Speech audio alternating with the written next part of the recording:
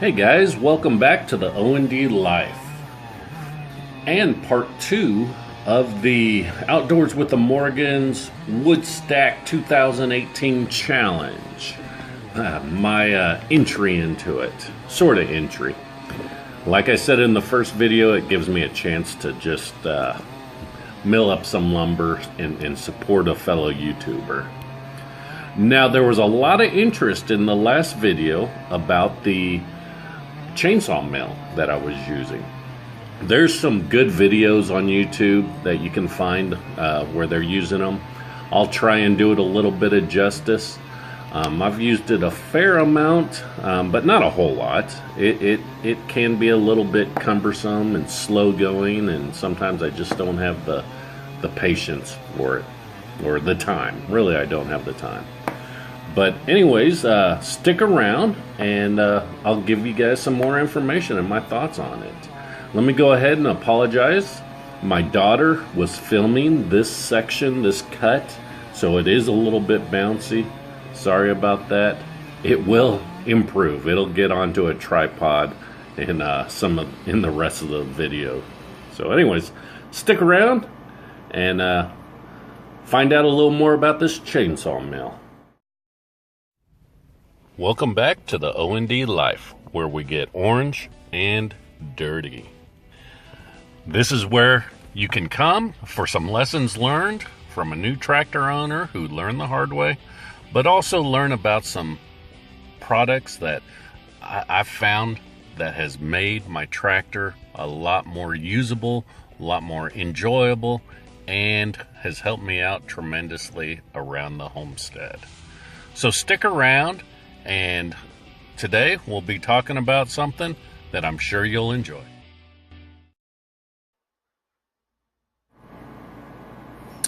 Okay, so what I got was the Granberg Chainsaw Mill. It's their small log mill. It is designed for chainsaws that have 16 to 20 inch bars and are in the 50 to 70 cc displacement range. So I believe the chainsaw that I have, I think I'm right around 60, 62 cc's. You know, these are some max logs probably that you could cut. You know, I almost, in a couple spots on the log, it didn't go all the way across the log. The wood was rotted enough on that outside edge that I was able to just break it off and kick it off, basically. So that took care of it. I had purchased this back in May of 2014 off of Amazon. So I've put a link in the description to the, and I've put it into the O&D Life Amazon store. So you can click on that, and you know, it'll take you to the heading, the chainsaw mill heading in Amazon. If you scroll through, you know, depending on if you're using a smartphone, tablet, computer, I guess it'll vary. But as you know, you can. It'll give you other suggested products, and it looks like there are quite a few other makers doing something similar. Granberg seems to be the one that has been in the business the longest doing this. So, you know, and they're not that much more than some of the other products that I saw pop up. Now, Granberg also has larger mills that can handle, you know, larger pieces of wood, larger lumber, bigger chainsaws, all that good stuff. So, you know, if you have some really big lumber that you need to mill, you might need to look at something like that, but you'll probably also need a bigger chainsaw. I will say I've been pretty pleased with the chainsaw mill. You know, I wouldn't want to make a living with it, but it gets the job done. It gives me some lumber. that I can use for fence boards or other small projects around the place. Don't have to run out and buy wood. So it gives me, as I said in the first video, gives me something to do to piddle around outside and feeling productive, I guess. So I do recommend it. Like I said, it's just slow. There is another type of chain that you can get, a ripping chain, and it is a smoother finish than using the typical crosscut chain type of chain, and that's what I'm using. I haven't gotten a ripping chain. The crosscut I did, they have the low kickback chain, and then there's I don't know, I guess it's regular. I don't know quite all the terminology, but yellow, I think, for the steel chains. I think green is the low kickback and yellow is, medium, I suppose. I don't know. Let me know in the comments. But definitely the yellow chain is more aggressive, and it does cut a little bit faster. But you do have to worry about kickback a little more with that type of chain, apparently. So here you can see where I'm sticking it up.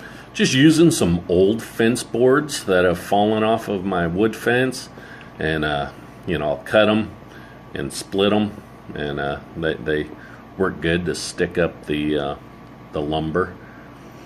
Some people paint the ends. I don't, just I guess because I'm lazy, basically, and it's not real fine lumber. I end up cutting off, I end up cutting off a good bit, usually anyway. So if it's cracked at the ends, it's not a big deal. So I had 3 that from the first tree that I had downed. This is the 3rd log that I had. I had to mill it. I went ahead and milled off the 2 sides and the top there, and wanted to see if the grapple could lift it with those milled off, and sure enough it did. So that's a 12-foot log, and I think I do have some footage here that I'll show once I get it into position, the diameter. So there was a question on the forum, could the BX with the grapple lift a 6-foot log about 18 inches in diameter? And so this kind of gives them a little perspective.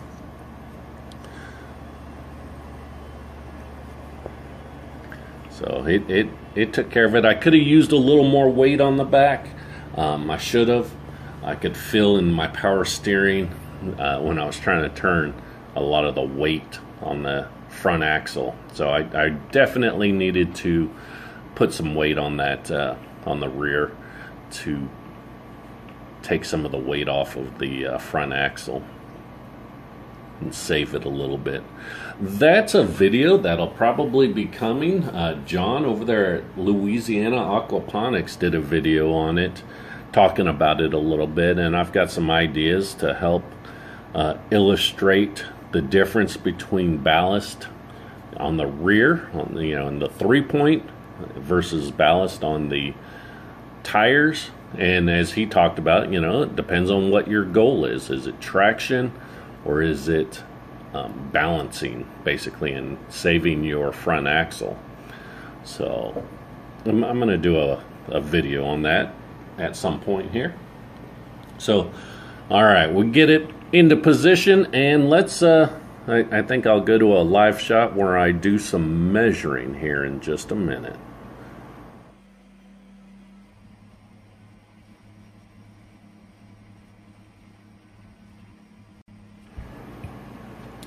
Well, as it turns out, that footage became corrupt, so it's not playing correctly. So I'll read off the dimensions for you. That beam right there is 14 inches across, height 18.5 inches high, and the length is 12 feet 1 inch.